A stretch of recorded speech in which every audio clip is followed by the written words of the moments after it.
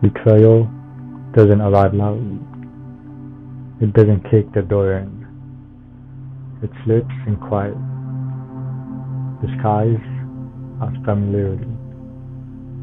It comes from people you trusted, not strangers. That's what makes it lethal. A stranger can't betray you. Only someone close enough to know your weak spots can. Betrayal isn't just an action, it's a rupture. A moment when reality splits in two. What you believed and what was actually happening. And once that split happens, nothing ever looks the same again. Why betrayal hurts more than pain. Pain can be expected. Loss can be prepared for. Betrayal cannot. It rewrites the past in real time. Every memory becomes suspicious. Every laugh feels staged. Every promise feels counterfeit. The wound isn't just emotional, it's existential. Because betrayal doesn't just hurt you, it destabilizes the sense of reality. Trust is a risk we all take.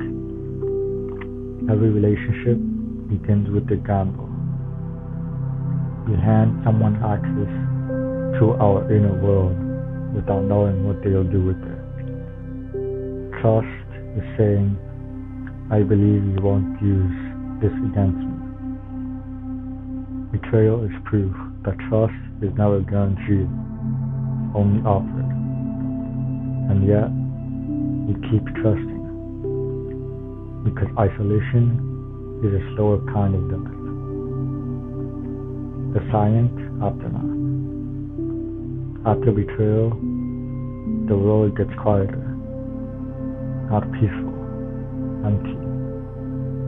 You replay conversations, reread messages, analyze tone, not to understand them, but to understand yourself. How did I miss it? Was I naive? Was I ever enough? Betrayal makes victims interrogate themselves instead of the betrayal themselves. When the betrayer feels no remorse.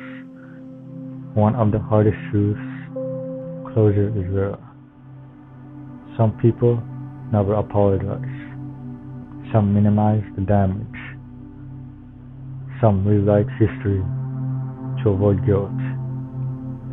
That absence of accountability hurts almost as much as the betrayal itself, because it leaves the wound open. Betrayal changes how you love. After betrayal, love becomes cautious. Walls go up. Questions multiply. Vulnerability feels dangerous. You don't love less. You love slower. You measure words. You watch patterns. You prepare for loss. This isn't weakness. It's adoption. Self-betrayal, the deeper the wound.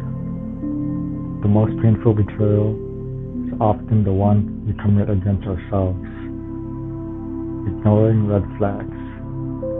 Excusing disrespect. Staying when intuition said leave. We don't want to admit it, but sometimes betrayal hurts because we saw it coming and stayed anyway. That realization cuts deep. Forgiveness is not obligation. Forgiveness is personal, not performative. You don't owe peace to someone who disrupted yours. Forgiveness is about release, not reconciliation. And sometimes healing means walking away without answers. What betrayal teaches. Betrayal sharpens perception. You learn discernment, boundaries, self-respect. You stop confusing attention with care, words with action, familiarity with loyalty. The pain educates if you let it. The scar that remains. Betrayal leaves a scar, not to remind you of what you lost, but of what you survived. You loved. You trusted. You were human. And despite everything, you're still here. Wiser, more awake, still capable of connection. That is not defeat.